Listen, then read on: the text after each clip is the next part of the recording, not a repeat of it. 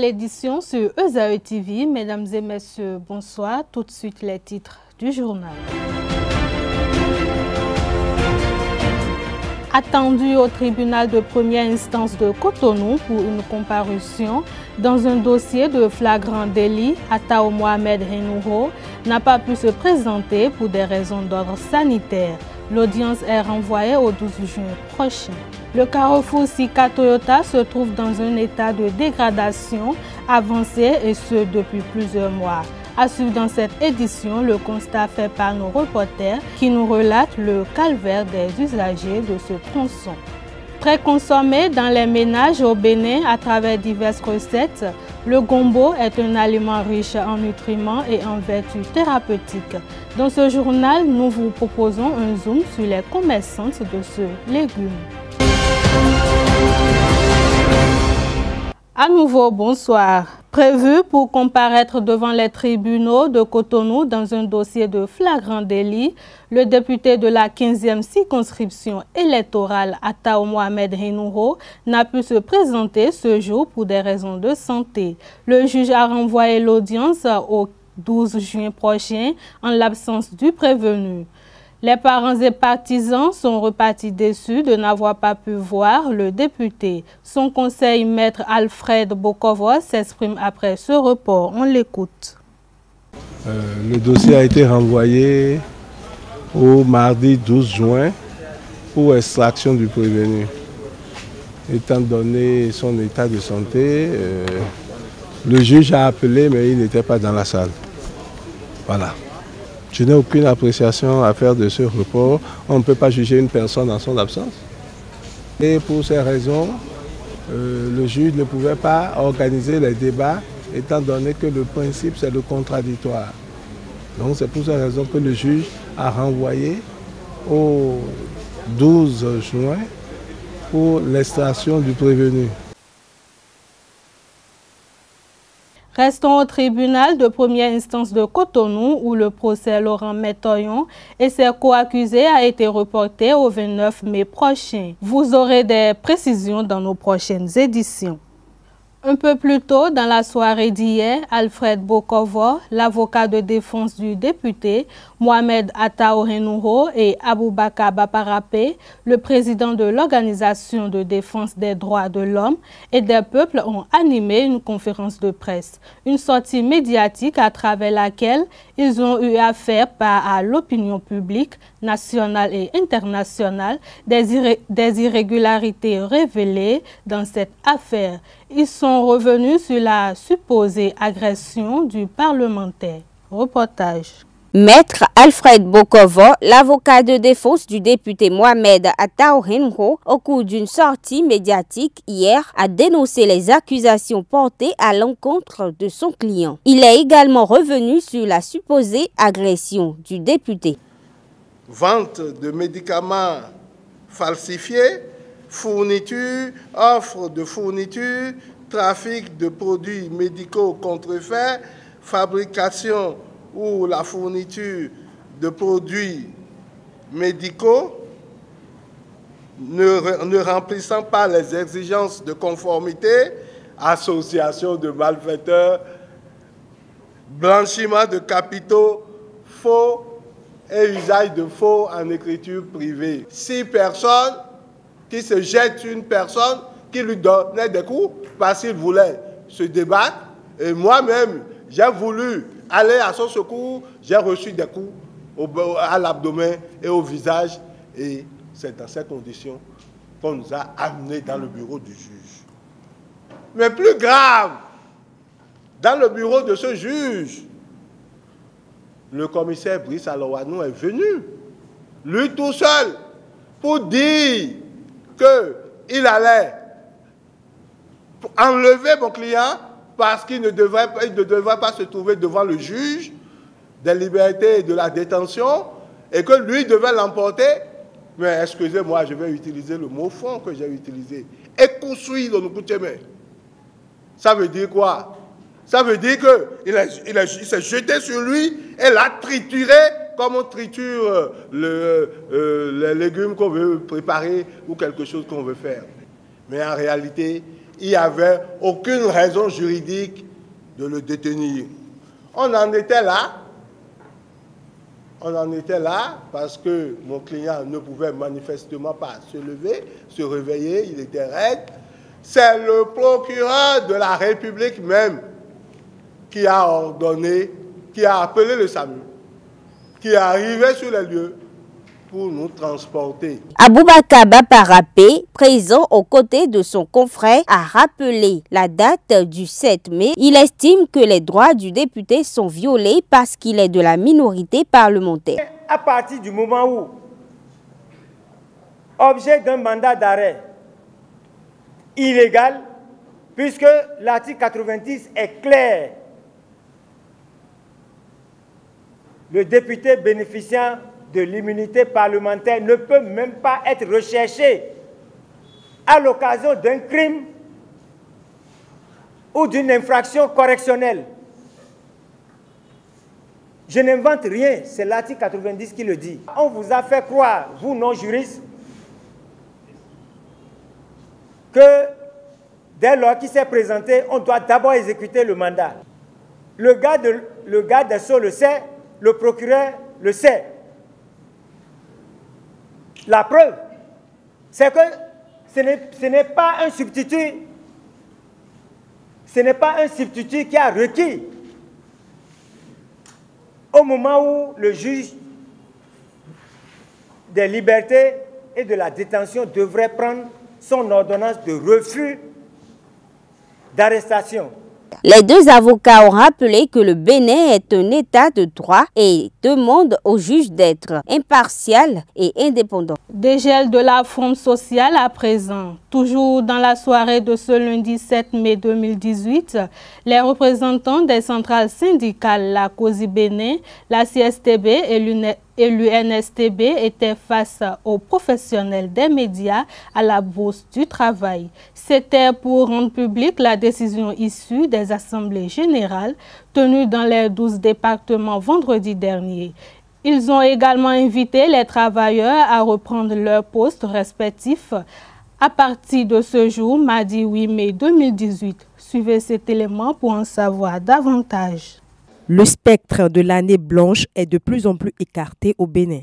La COSI Bénin, la CSTB et l'UNSTB ont suspendu leur mouvement de grève. Face à la presse ce lundi, ils ont invité les travailleurs affiliés à reprendre leurs postes respectifs ce jour mardi 8 mai. Il s'agit d'un acte patriotique pour sauver cette année scolaire. En tout état de cause, prenant acte de la situation objective de l'état du mouvement et de la volonté de la base de se réorganiser pour la poursuite de la lutte, la COSI Bénin, la CSTB et l'UNSTB décident de suspendre ce jour, lundi 7 mai 2018, le mouvement de grève en cours depuis novembre 2017 pour certains et janvier 2018 pour d'autres et appellent les travailleurs à reprendre le service à compter du mardi 8 mai 2018. Sur les 12 départements, 11 ont accepté de suspendre la grève après des semaines de discussion. Les âmes ainsi déposées, les pieds restent sur la gâchette, a indiqué le secrétaire général de la COSI Bénin. Cela s'est passé, il y a eu les débats. Cela ne s'est pas fait non sans mal, parce que bien que la grève ait duré 3 mois et demi, au-delà de 3 mois et demi, les camarades, les militants étaient déterminés pour continuer. Donc à partir de ce jour, les travailleurs doivent retourner tête-main dans les services pour se mettre au travail.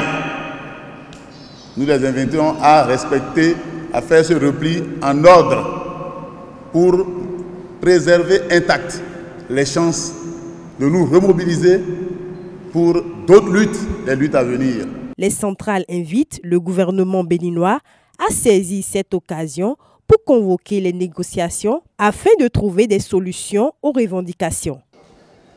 Les vertus des fruits de la plante du gombo sont innombrables. Ils sont notamment anti-inflammatoires, antiseptiques, laxatif et antidiabétique. La sauce gombo, en plus d'être une sauce savoureuse, prévient de nombreux maux. Zoom sur la commercialisation et la préparation du gombo. Utilisé partout dans le monde de différentes manières et connu sous différents noms, le gombo Abelmoschus esculentus, de son nom scientifique, est une espèce de plante tropicale à fleurs originaire d'Afrique. Aussi appelé okra, lalo ou kalou, il peut être consommé cru, cuit et parfois sous forme déshydratée. Sa saveur et sa texture particulière, ainsi que les composés nutritifs qu'il contient, en font un légume qui gagne à être connu. Ceux qui s'adonnent au commerce de ce légume fruit nous parlent de son approvisionnement et de sa conservation.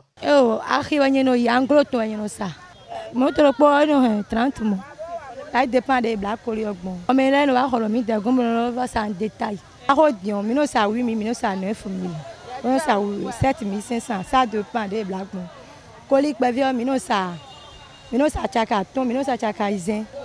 Loko ça ton et symbole 3 jours mon bon anglais à moi déjà ton et il y a un symbole 5 jours. Wow. Et non bet khasme wa non mi bon non c'est o ma bon chanto. Et non do bon ça bon bon ça 500 bon ça chakiro kole. E mi no mo jouer na mi no mo kweton. No mi wa boy ko supo bo me le wa do nu ni o e ma no pepe ya. Asigbe pon we nu a asigbe pon ene nu a de jemi dele mi no sagbon ro ko egbe o ne e te mi ton pe o mi no ba po a e no bla san ton ma bro nu a ya o sa nu e na gble ya nu si sa makade ya azan ton e ko no wa rim. Selon les spécialistes, une consommation élevée de fruits et de légumes diminue le risque de maladies cardiovasculaires, de certains cancers et d'autres maladies chroniques. La consommation du gombo est donc une bonne habitude alimentaire, bénéfique pour renforcer le muscle cardiaque et augmenter ainsi les sécrétions des glandes sexuelles, aussi bien pour l'homme que pour la femme, selon Ahmed Arif, professeur d'obstétrique.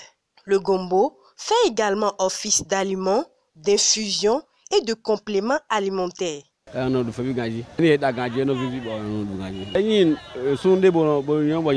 Sur le territoire béninois, c'est un légume consommé abondamment et qui prend de la valeur dans le choix des aliments. Pour Adjanou, la préparation de la sauce gombo est un réel plaisir. Durée de cuisson 10 minutes pour 20 personnes.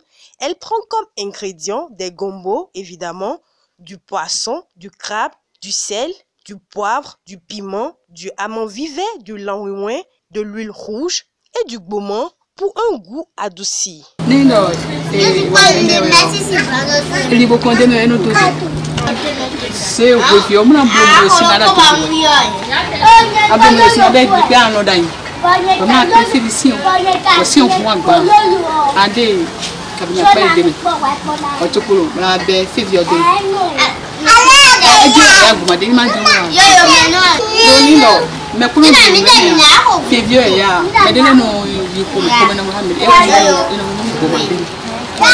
Le gombo est un aliment complet qui renferme de nombreuses vitamines. Utilisé dans les soupes ou pour faire des plats, il prévient la constipation et aide à prévenir le cancer du côlon.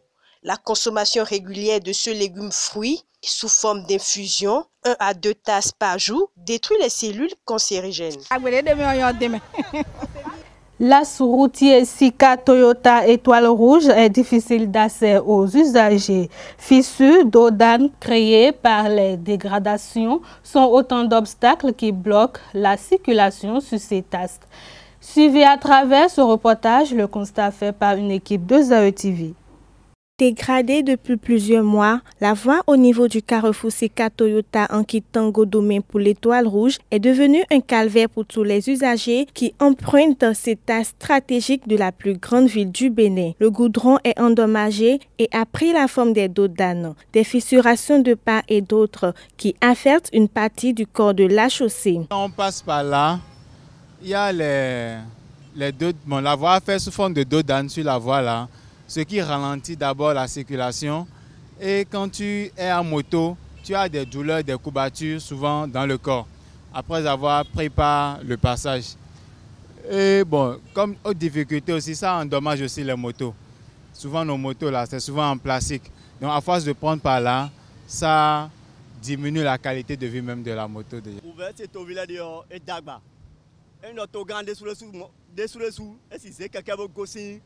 Les citoyens rencontrent d'énormes difficultés. Si le président pouvait lui-même prendre la route à moto depuis Godomé et changer jusqu'à la barrière, il saura et verra que les citoyens souffrent. Il y a trop de problèmes autour des travaux de construction qui se font. Regardez vous-même les difficultés que rencontrent les citoyens depuis Calavi jusqu'au carrefour Toyota. Il y a des gens qui devraient aller au boulot depuis 7 h, mais jusqu'à 9 h, ils sont encore en circulation. On se demande s'il y a des experts qui viennent contrôler les travaux des entrepreneurs avant la libération du chantier. Est-ce que c'est uniquement du ciment qu'ils utilisent et quelques jours après, on les voit se dégrader?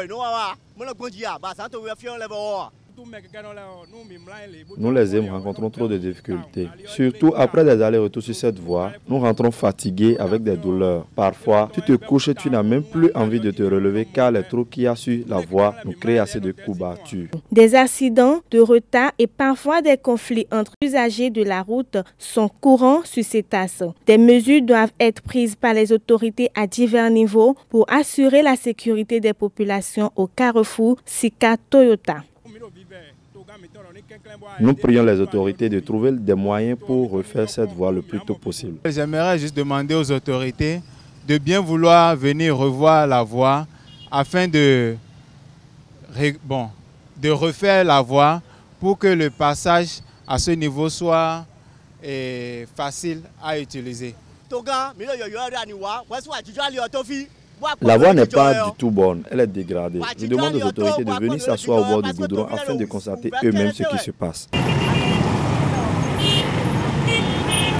Il faut préciser que ce même axe est enclin à une inondation partielle en période pluvieuse. L'eau qui stagne au niveau de la piste cyclable représente un handicap pour les motocyclistes.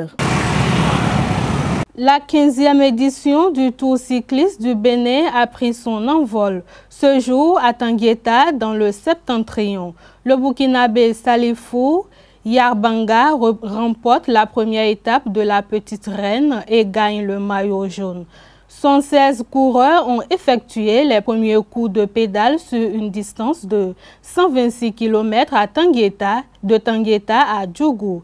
Le premier béninois s'appelle Eric Arwandinou. 3 autres béninois se sont illustrés lors de cette étape.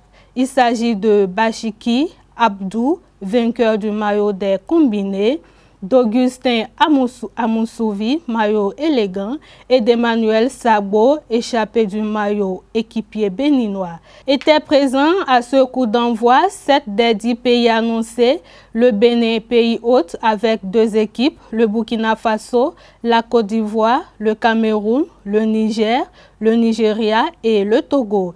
La deuxième étape est prévue pour demain mercredi 9 mai 2018 de Djougou en direction de Parakou pour une distance de 128 km. Et voilà, ce sera tout pour cette édition. Merci de l'avoir suivi. Restez toujours connectés sur les www.ezaetv.com. Bonsoir.